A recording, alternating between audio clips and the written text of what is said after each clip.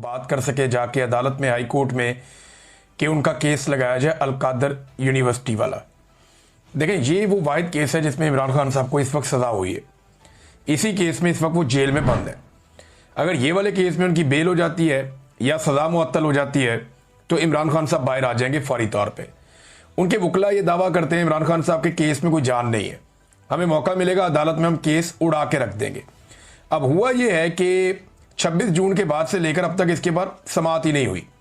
पाकिस्तान तहरीक इंसाफ ने ये जल्द समाअत के लिए ये केस मुकर्रर किया जाए एक मुतफर्रिक दरखास्त दायर की हुई थी अदालत में।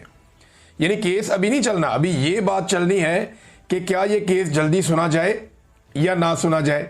अब इमरान खान साहब की पार्टी ने या उनके वकला ने ये दरखास्त दी हुई है, अब 3 महीने के बाद ये दरखास्त सुनी जा रही है कि ये केस जल्दी सुनना या नहीं सुनना। इस मामले के ऊपर आज अदालत फैसला करेगी या समाअत करेगी इस मामले के ऊपर कि जल्दी समाअत करनी है या नहीं करनी। अब उसके बाद फिर समाअत होगी। तहरीक इंसाफ के वकला ये दावा करते हैं इमरान खान के कि जब भी इसकी समाअत होगी इमरान खान साहब बाहर आ जाएंगे। लेकिन मुझे नहीं लगता कि इस वक्त जो मिलिट्री एस्टेब्लिशमेंट है वो इमरान खान साहब को छोड़ना चाहेगी, ऐसे बाहर दिखाई नहीं दे रहा।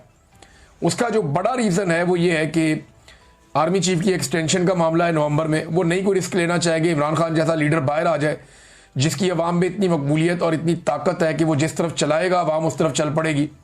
उसने जेल से बैठ के एस्टेब्लिशमेंट को बदतरीन शिकस्त दी और वो इलेक्शन जीत गया वन साइडेड। वो बाहर होगा तो क्या करेगा, ये उसका खौफ तो है इन्हें।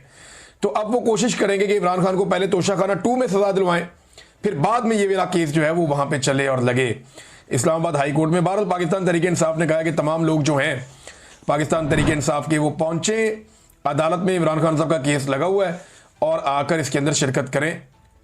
तो इमरान खान साहब ने जो स्टेटमेंट दिया अपनी बहन के जरिए से, अलीमा खानम के जरिए से, जब अदालत में केस चल रहा था तो वहां इमरान खान साहब ने कहा कि 1971 में जब सकूत ढाका का अफसोसनाक सानिया पेश आया तब भी एक डिक्टेटर याया खान मुल्क पर मार्शल लॉ लगा के करता धरता बना हुआ था।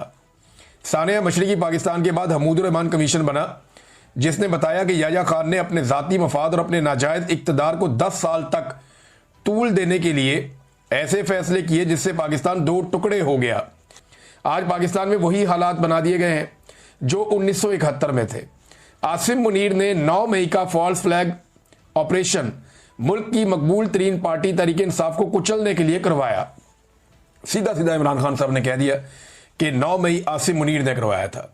ये अब बड़ा स्ट्रेट अवे आ गए इमरान खान साहब आसिम मुनीर साहब के ऊपर, हेड ऑन ले लिया उन्होंने। इससे पहले वो ये कहते थे इमरान खान साहब के, बताएं ये फॉल्स फ्लैग ऑपरेशन था।